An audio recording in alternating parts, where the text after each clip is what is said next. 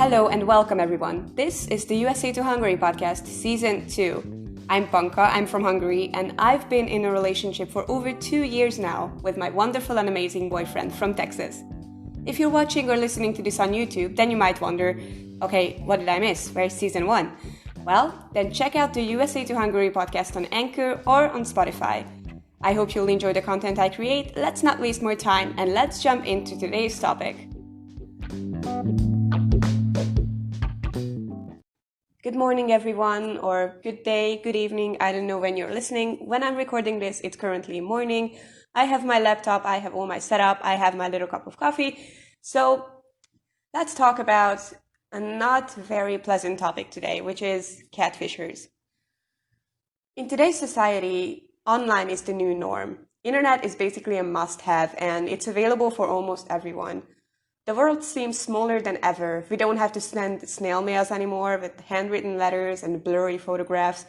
We can connect with anyone, no matter where they live or where we live. There's not a point where we can't reach nowadays. So, online dating happens, and international long-distance relationships are flourishing, although there are still a lot of short-distance to long-distance couples. There are much more long-distance from the beginning couples than 10 years ago. And so it is not rare that people find their partners online. Either it's a dating app or a simple website or an online game or whatever. To be honest, I love reading these couples' success stories because, as I've told you several times, I'm such a romantic and I love reading success romance stories anyways. Plus, our story is one of them too, so I just enjoy reading them. It would be very hypocritical to speak against online dating and online LDRs, because we did it too, and it worked for us. It's like, I don't want to talk about how great it is to be a vegan while I'm, eating a hamburger. So, yeah, you see. But I know that everyone hates worst case scenarios, but I feel like it's a duty for me to raise awareness about the dark side of online LDRs. I don't want to encourage anyone in the first place to search for this kind of relationship. And although there are movie-like stories and there are success stories, the internet and dating apps and online LDRs are still not that all pink, all romantic, all innocent things. I know it's hard to be rational, especially when you're in love, because, it's no surprise they say love is blind, and most of the people lose all their common sense and realistic self when they're in love. I mean, don't worry, it happens with me too, and it's kind of normal, to be honest.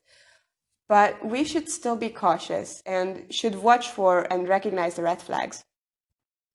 I know our story is a success story as well, and if I think about it, it was even a risky one, as Michael basically moved here without a first checkup meeting, so it could have been awful.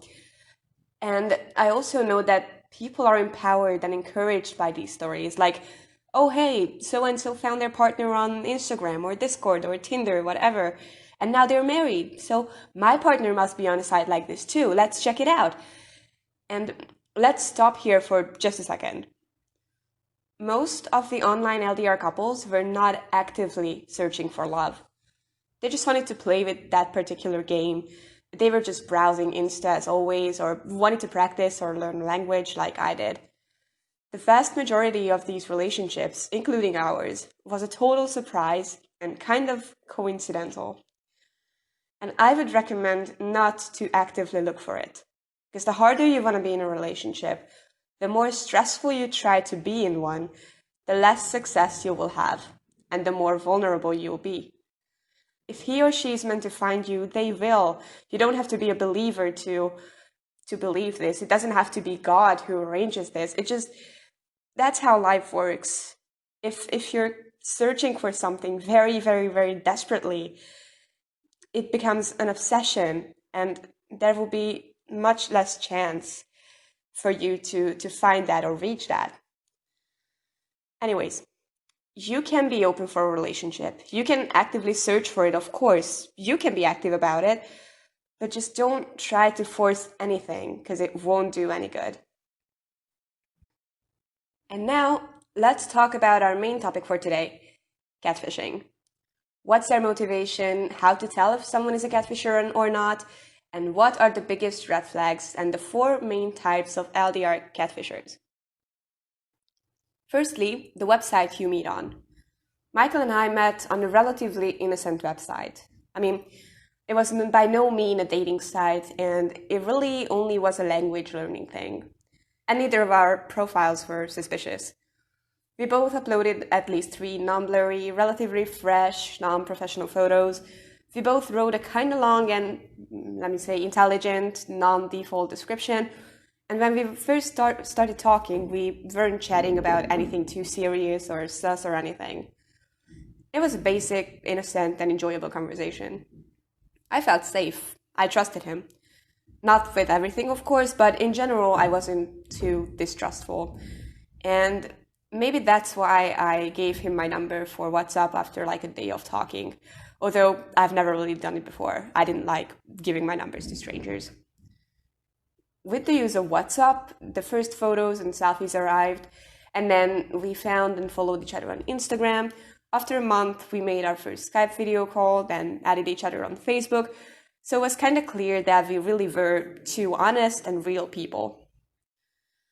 But what if they actually seem real? Does it mean that their intentions are clear too?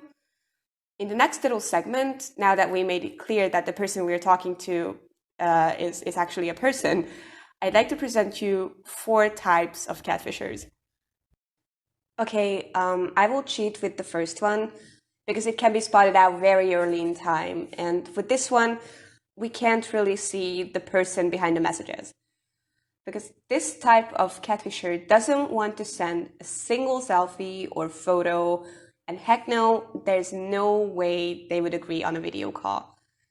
I mean, yeah, there are people who don't like taking selfies or using video chat.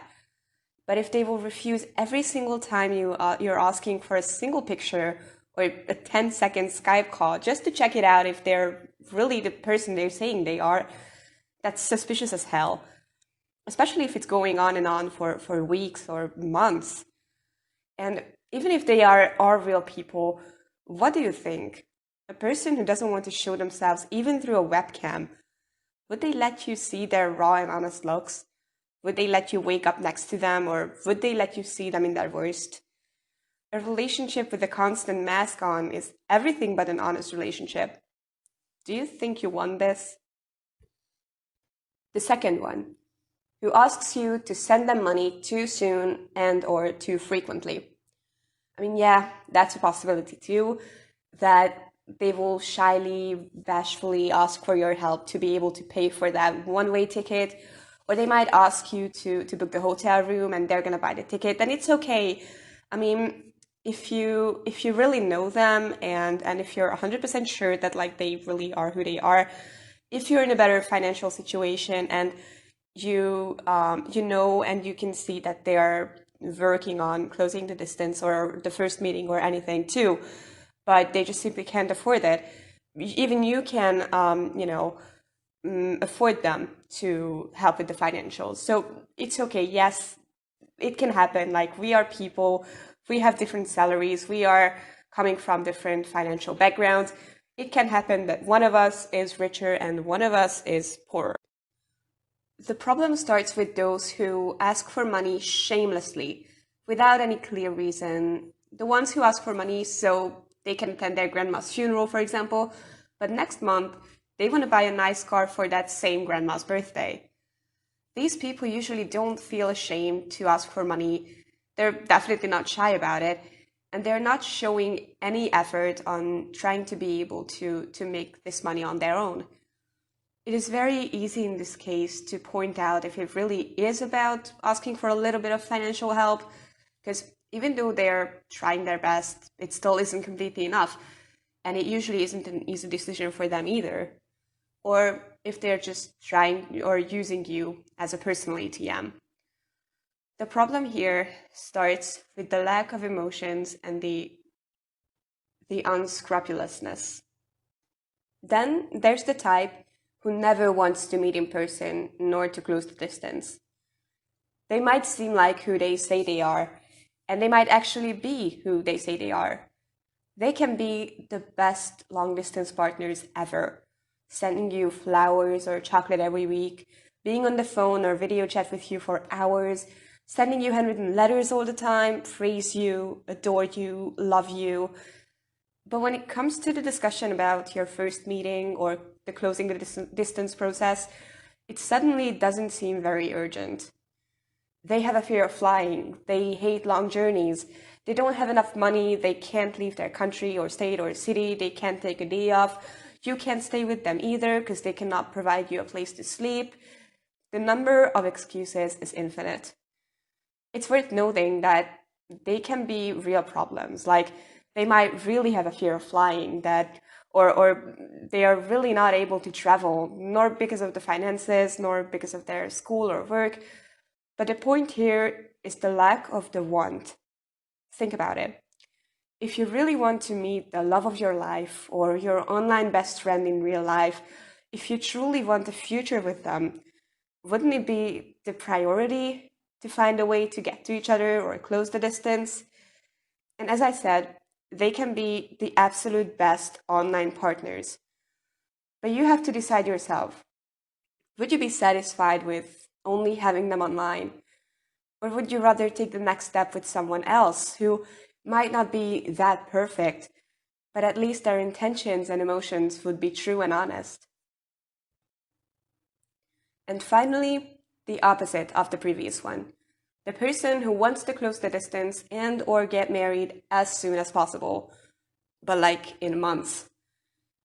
Love is blind, that is true, and it can happen that you two are playfully planning your wedding and your imaginary future pets or children's name after 3 months. But normally, when you're discussing it, you both know that these plans are for the far future. First, you want to get used to each other, get to know each other as well as possible, spending some time in an LDR, then a year or two together in one place or under one roof before the marriage and stuff.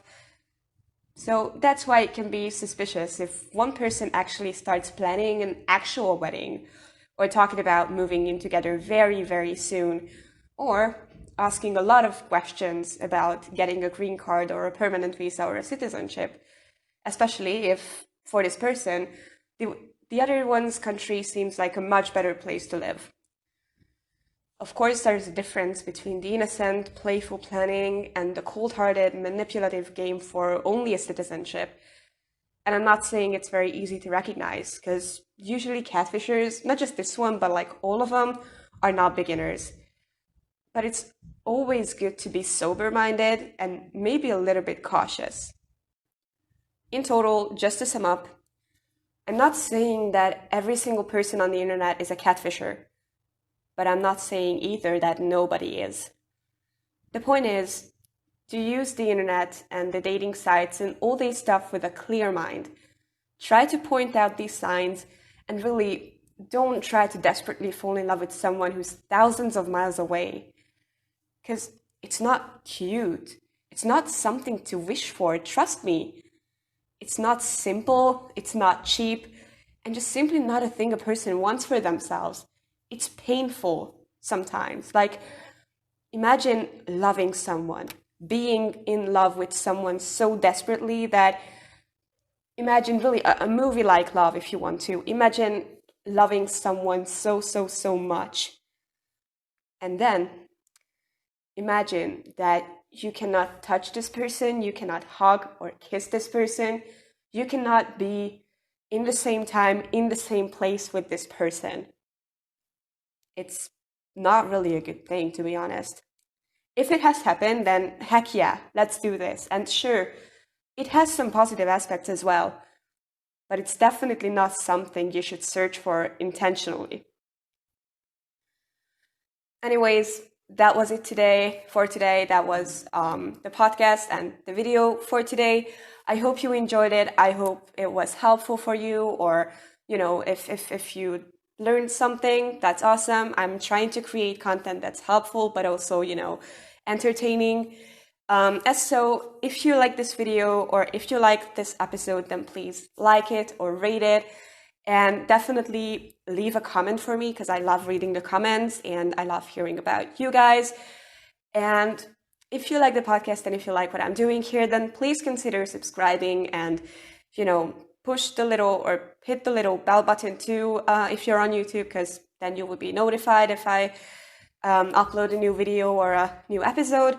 And yeah, kind of that's it. All my socials are linked down below. My email address is linked down below. So as always, I'm still open for guests. If you want to be on the podcast, if you have a story to tell, if you want to talk about relationships, long distance relationships, if you want to tell your story, I would be glad if you could reach out. So yeah, write me an email. And if you really, really enjoy what I'm doing here, then consider, supporting me on coffee.com. I will link it down below too. You can buy me a virtual coffee. It's no pressure, but I would appreciate it if you would do it. And if you're Hungarian or if you speak Hungarian, then I have a blog for you as well. So check it out. Definitely. I will link everything in the description. And yeah, I hope you enjoyed this. I hope you will have a wonderful rest of the day or rest of the week.